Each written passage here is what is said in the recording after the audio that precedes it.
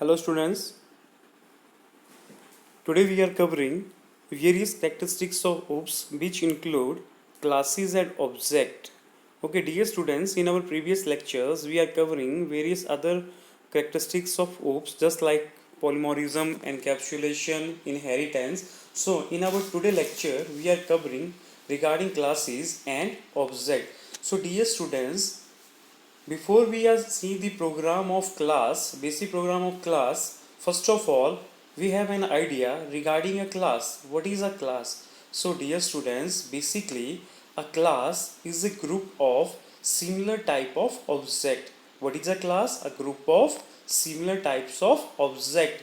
Sometime you can say that a class is a template of object. What is a class? Template of object. So how we are making a class? So dear student, this is the basic program for making a class. Here first of all we have to define a keyword, that is class.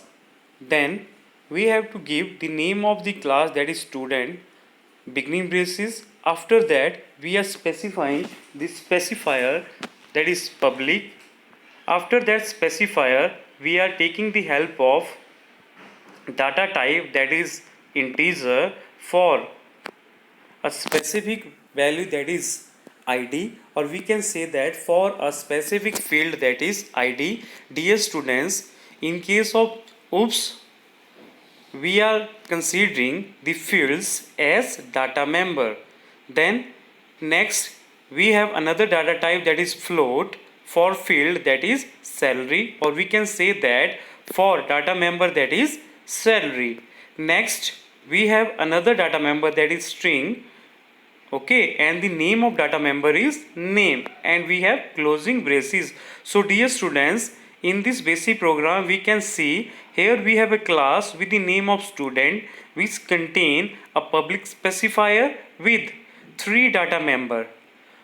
The first data member contain data type integer, the second data member contain data type float, and the third data member contain data type, that is string. So this is little bit introduction regarding class.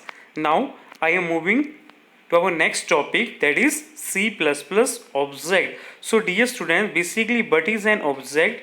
So it is a real world entity just like our chair, car, pen, mobile, laptop.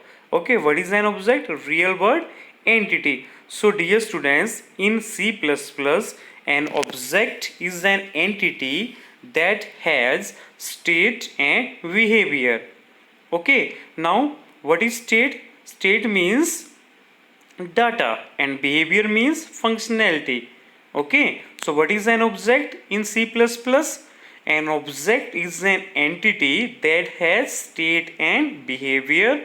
State means data and behavior mean functionality. Okay, so dear students, an object is a runtime entity that is created at runtime. Now we are see how we are making an object. Here dear student, first of all we are defining our header file. Okay, now we are making a class, that is student. We are specifying our specifier. We have two data member, that is id and name. After that we are starting our main function. In main function, for making an object, first of all we have to give the name of class. What is the name of class? That is student. So here we are writing in ninth line, that is name of class, that is student. After that we are mentioning the name of object, that is s1. Okay dear students, now we want to access our data member. So to access our data member, first of all we have write our object, that is s1 dot, for first data member, that is id, and it is integer data type, so we are giving value, that is 201. For our second data member, first of all we are mentioning object s1 dot, then second data member, that is name, and as we know it is string data type, then we are giving a specific string. So dear students, in C++ we are taking cout, okay, for printing the value. So for printing the value of first data member we have writing cout s1 dot id. So it is used to printing the value of id data member. Then we have write s1 dot name for printing the value of name data member.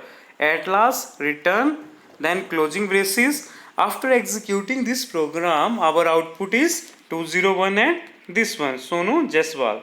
So dear students, this is little bit introduction regarding class and object which come under characteristics of OOPS.